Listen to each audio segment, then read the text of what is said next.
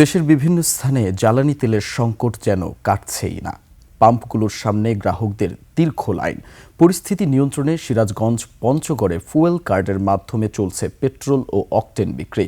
এদিকে পূর্ব ঘোষণা ছাড়াই খুলনা শহরে বেড়েছে সিএনজি চালিত অটোর ভাড়া। অন্যদিকে বিভিন্ন জেলায় চলছে অবৈধ মজুদ বিরোধী অভিযান।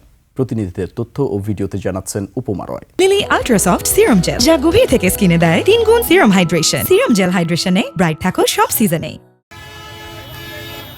গাইবান্ধায় ভোর থেকেই তেলের জন্য দীর্ঘ লাইনে মোটরসাইকেল চালকরা। তেল সংকটে জেলার অনেক পাম্প সন্ধ্যার পরই বন্ধ হয়ে যায়।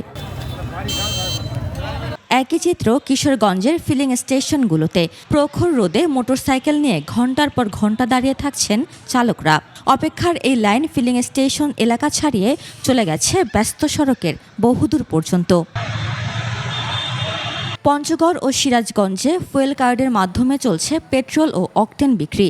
বৈধ রেজিস্ট্রেশন, চালকের লাইসেন্স ও হেলমেট ছাড়া মিলছে না সেই ফুয়েল কার্ড। প্রশাসন বলছে এখন থেকে পুরো জেলায় ফুয়েল কার্ডের মাধ্যমে গ্রাহকরা পেট্রোল ও অকটেন কিনতে পারছেন। গতকালকে থেকে আমরা ফুয়েল কার্ড ইস্যু শুরু করেছি। গতকালকে আমাদের সারা জেলায় আমাদের প্রায় 2000 ফুয়েল কার্ড ইস্যু হয়েছে। চুয়াডাঙ্গা জেলার ডিলাররা বলছে ডিজেলের সংকট নেই, তবে কৃষকদের অভিযোগ গ্রাম থেকে শহরে এসে ঘন্টার পর ঘন্টা লাইনে দাঁড়িয়ে চরম ভোগান্তিতে পড়ছেন তারা। বেশিরভাগ দিনই তেল না পেয়ে ফিরে যেতে হয় তাদের। 10 লিটার 15 লিটার আমাদের তেল লাগবে, আর যখনই গ্রামে পাবো তখন 2 লিটার নিলে আমাদের 2 লিটারই যথেষ্ট। কৃষকদের স্বার্থে প্রতি জনপ্রতি আমরা 5 লিটার করে তেল দিচ্ছি।